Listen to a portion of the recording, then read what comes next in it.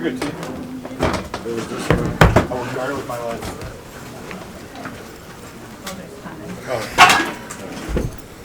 So is it coming soon? Yeah, because he's out the doctor. No, he coming. Come on, Mikey. Yeah. A lot of people talking to Kicking you down, right? All right, kicking you down, man. Shoot. Mike, you want to start us off? Yeah, LeBron, just to get the foot ankle question out of the way so we can talk about the game. You were down for a little bit there, obviously stayed in and finished the game out. How does it feel and any different from the last couple of weeks? It's been better, that's for sure, but definitely wasn't going to go to the locker room and not finish the game out tonight. Just, understood the importance of the game and then the momentum that we had. I felt like we could, still win after being down. But we'll monitor the next couple of days, see how it feels, and go from there. With your foot obviously being significant to how the team's going to do, just setting that to the side for a second, how encouraged have you felt by, since the trade deadline, essentially getting the new guys in the lineup, getting a tough win like this? How would you zoom out and view what you guys are at right now? I feel like we're in a good place, so we'll try to continue that. For both you guys, having a player like, Jared Vanderbilt, who wants the challenge of Luka Doncic, who doesn't need the ball to play with energy, how valuable is that for a team that's trying to win and win meaningful basketball games? Very valuable. Being now 27, 14 in at half, and he comes out and set the tone for it defensively on Luka, get us some steals, making him shoot some tough shots. His rebounding on both ends of the floor. It just started a effect for our group to lock in defensively.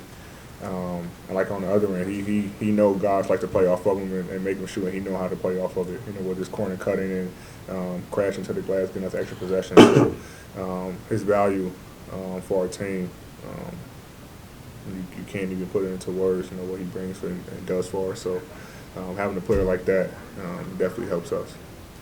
Kyle. Same thing. AD with some of those shots, the dunk and then the turnaround over Luka. At your best moments with this franchise, we've seen sort of that swagger and that confidence kind of come out. Was tonight the most you felt that since coming back from your injury, and where's your confidence at in terms of feeling like you can reach that ceiling of a player that we've seen this year? My confidence is always high.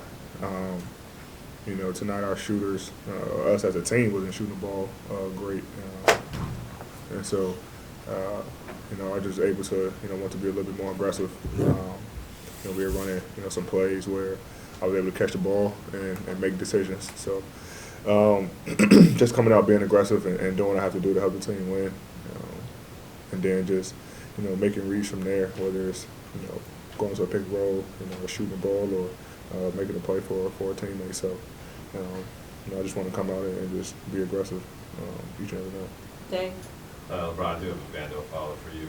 His length, his size, speed, athleticism, all that so apparent when you watch him play. But is there anything IQ-wise, instinct-wise that you notice from him, the way he approaches? I think some guys in our league, when you're not great at something, teams are able to use that to their advantage defensively. Either sag off of you or play off of you, or you're able to. Sometimes you're playing offense, it's 5-on-4 or whatever the case may be. His basketball IQ and his intelligence of being guarded this way for so long has actually used it to his advantage. So him, like you said, being able to teams turn their head because they're not paying attention to him because they don't think it's a threat. Goes back door for a layup, as you saw in the fourth quarter on the reverse. Teams are not accounting for him. When shots go up. So you saw the 8 offensive rebounds that he had. And then his energy, his effort, alone. He knows where to be on every single possession, and he knows how to utilize teams not account for him as an offensive threat. That is basketball IQ in his own right, and that's what makes him the player he is. Pastor Viola. Question for both of you. You guys had 17 offensive rebounds, 62 points in the paint. In kind of remaking the roster at the trade deadline, you guys got a lot bigger and more athletic in the front court. Do you feel like tonight was kind of an example of the team you can be in terms of just being physically imposing in the paint on both sides? I think the game will dictate what we need to do tonight offensively from the exterior. We wasn't not shooting the ball extremely well, so we have the ability to now look at ways we can be good. Okay, if we can't shoot it well, we need to still get the ball popping, but we need to drive those closeouts. We need to, get the ball in the paint. We need to get offensive rebounds when we're not shooting well. So, to be able to have that ability to be able to say, okay, if we're not shooting well, we can still be in the game. We can still be productive. That's the key for our ball club. All right, Mike, you have a follow-up? Yeah, just with Vanderbilt in a lineup with you two, and you guys are can be bigs defensively, but also can switch out to the perimeter. It seems like he can do the same, and maybe some people didn't realize that. What does that allow you to do defensively, and how do you kind of figure that out amongst the three of you when you're in the half court and guys are setting screens, they're calling different people over to switch, stuff like that? Yeah, it gives us a lot of freedom. It's things that we probably couldn't have done earlier because we were just so small. But now you got Vando, me, Bron. We're able to talk about it on the floor. Like, okay, do we want to switch this? Vando, how do you want to guard it? And make it as comfortable as we can for all three of us. If all three of us in the action, he was guarding Luka, and me and Bron, guarding two screeners, then we might just, read it all the way down the line. It just depends with the flow of the game. If we need to stay in coverage, he's good enough. Vando's good enough where he's able to fight over his screen and still chase and get back in front. So it gives us a lot more freedom on the defensive end to be able to have a bigger, lineup with Vando in there and myself and Bron. Thank you, sir. Straight up.